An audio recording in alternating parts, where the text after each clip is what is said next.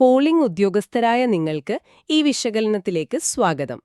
നിങ്ങളുടെ പരിശീലനത്തിനായുള്ള ഔദ്യോഗിക EVM, VVPAT replacement മാർഗരേഖകളാണ് നമ്മൾ ഇന്ന് പരിശോധിക്കുന്നത്. അതെ, വോട്ടിംഗ് യന്ത്രങ്ങൾക്ക് തകരാറ് സംഭവിച്ചാൽ കൃത്യമായി എന്ത് ചെയ്യണമെന്ന് വ്യക്തമാക്കുകയാണ് ഈ സെഷന്റെ പ്രധാന ലക്ഷ്യം. യാതൊരുവിധ വളച്ചുകെട്ടലുകളുമില്ലാതെ നേരിട്ട് കാര്യത്തിലേക്ക് കടക്കാം. കാരണം പോളിംഗ് ദിവസം കാര്യങ്ങൾ സുഗമമാക്കാൻ ഈ സാങ്കേതിക വിവരങ്ങൾ എത്രത്തോളം നിർണായകമാണെന്ന് നിങ്ങൾക്കറിയാമല്ലോ. തീർച്ചയായും. യന്ത്രത്തകരാർ എപ്പോൾ സംഭവിക്കുന്നു എന്നതിനെ അടിസ്ഥാനമാക്കി പരിഹാര നടപടികൾ എങ്ങനെ മാറുന്നു എന്ന് നമുക്ക് നോക്കാം. ആദ്യം മോക്ക് പോളിൽ നിന്ന് തന്നെ തുടങ്ങാം. യഥാർത്ഥ പോളിംഗിന് മുൻപ്, അതായത് മോക്ക് പോൾ സമയത്താണ് തകരാർ സംഭവിക്കുന്നതെങ്കിൽ എന്താണ് ചെയ്യേണ്ടത്? ആ സമയത്ത് ഏതെങ്കിലും യൂണിറ്റിന് തകരാറ് സംഭവിച്ചാൽ ആ കേടായ യൂണിറ്റ് മാത്രം മാറ്റിയാൽ മതിയാവും. അതായത് BU, CU അല്ലെങ്കിൽ VVPAT ഇതിൽ ഏതാണോ കേടായത് അത് മാത്രം മാറ്റി പുതിയത് വെച്ച് മോക്ക് പോൾ തുടരണം, അല്ലേ? അതെ അതെ, കൃത്യമായി പറഞ്ഞാൽ അത് തന്നെ.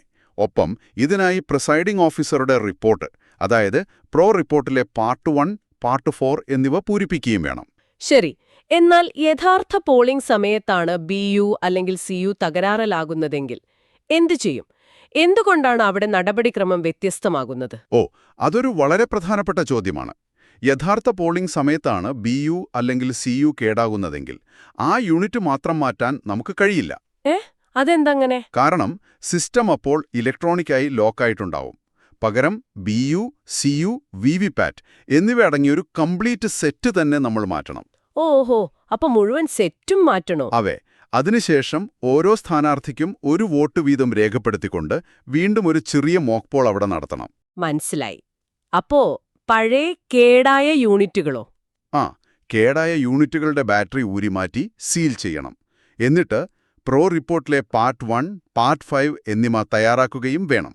ശരി. പക്ഷെ എല്ലാ സമയത്തും ഈ മുഴുവൻ സെറ്റും മാറ്റുക എന്നത് വലിയ ബുദ്ധിമുട്ടല്ലേ? സമയമെടുക്കുന്ന കാര്യമാണല്ലോ അത്. തീർച്ചയായും.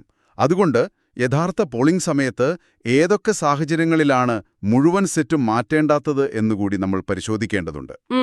അങ്ങനെ ചില പ്രത്യേക സാഹചര്യങ്ങളുണ്ടല്ലേ? ഉണ്ട്. CU ബാറ്ററി, VVPAT ബാറ്ററി അല്ലെങ്കിൽ VVPAT യൂണിറ്റ് എന്നിവയ്ക്ക് മാത്രമാണ് തകരാറെങ്കിൽ ആ കേടായ ഭാഗം മാത്രം മാറ്റിയാൽ മതിയാകും. അത് വലിയൊരു ആശ്വാസമാണ്. അപ്പോൾ അവിടെ വീണ്ടും മോക്ക് പോൾ നടത്തേണ്ട ആവശ്യമില്ലല്ലോ. അതെ, വീണ്ടും മോക്ക് പോൾ നടത്തേണ്ടതില്ല എന്നതാണ് ഇതിലെ ഏറ്റവും പ്രധാനപ്പെട്ട കാര്യം. ശരി. അപ്പോ VVPAT ആണ് മാറ്റുന്നതെങ്കിൽ എന്ത് റിപ്പോർട്ടാണ് പൂരിപ്പിക്കേണ്ടത്? VVPAT ആണ് മാറ്റുന്നതെങ്കിൽ കേടായ യൂണിറ്റിന്റെ ബാറ്ററി മാറ്റി ക്യാരിയിങ് കേസിൽ സീൽ ചെയ്യണം. എന്നിട്ട് പാർട്ട് 5 പൂരിപ്പിക്കണം. ഇനി CU ബാറ്ററി മാത്രമാണ് മാറ്റുന്നതെങ്കിലോ? എങ്കിൽ പ്രോ റിപ്പോർട്ട് പാർട്ട് 2 ആണ് പൂരിപ്പിക്കേണ്ടത്. ഇത് പോളിംഗ് ഓഫീസർമാരുടെ ഹാൻഡ്ബുക്കിലെ പേജ് 108 വ്യക്തമായി നൽകിയിട്ടുണ്ട്. ഇവിടെ ഞാനൊരു കാര്യം പ്രത്യേകം ഓർമ്മിപ്പിക്കുകയാണ്.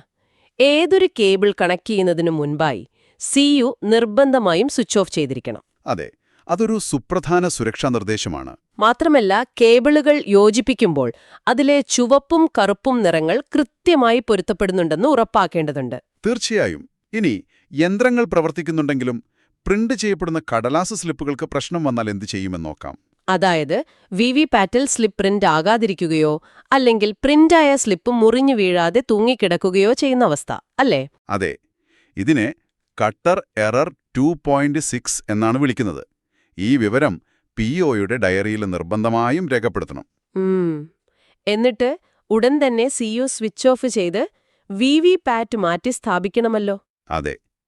ഇവിടെ ശ്രദ്ധിക്കേണ്ട ഒരു കാര്യം, സ്ലിപ്പ് മുറിഞ്ഞു വീഴാത്ത വോട്ടറെ പുതിയ VVPAT വെച്ചതിന് ശേഷം വീണ്ടും വോട്ട് ചെയ്യാൻ അനുവദിക്കണമെന്നതാണ്. ഓഹോ, അപ്പോ ആ പഴയ സ്ലിപ്പ് എടുക്കാൻ നമ്മൾ ബോക്സ് തുറക്കണോ? ഇല്ല, ഒരിക്കലുമില്ല. യാതൊരു കാരണവശാലും സീൽ ചെയ്ത VVPAT ഡ്രോപ്പ് ബോക്സ് തുറക്കാൻ പാടില്ല. ശരി, അത് പ്രത്യേകം ഓർക്കണം. പിന്നെ ഒരു കാര്യം കൂടി കൂട്ടിച്ചേർക്കാനുണ്ട്. പുതിയ VVPAT ബന്ധിപ്പിച്ച് CU സ്വിച്ച് ഓൺ ചെയ്യുന്നതിന് മുൻപായി VVPATന്റെ സ്വിച്ച് അൺലോക്ക് പൊസിഷനിലാണെന്ന് പോളിംഗ് ഉദ്യോഗസ്ഥർ ഉറപ്പുവരുത്തണം. അതെ, ലോക്കായി കിടന്നാൽ വീണ്ടും പ്രശ്നമാകും.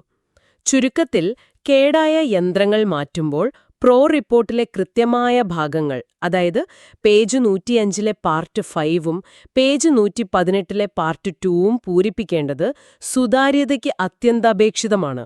കൃത്യമാണ്. രേഖകളെല്ലാം ശരിയായിരിക്കണം.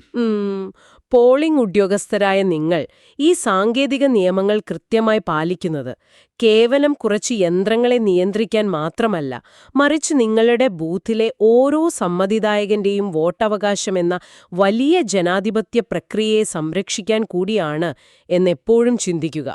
നിങ്ങളുടെ സേവനങ്ങൾക്ക് ആശംസകൾ.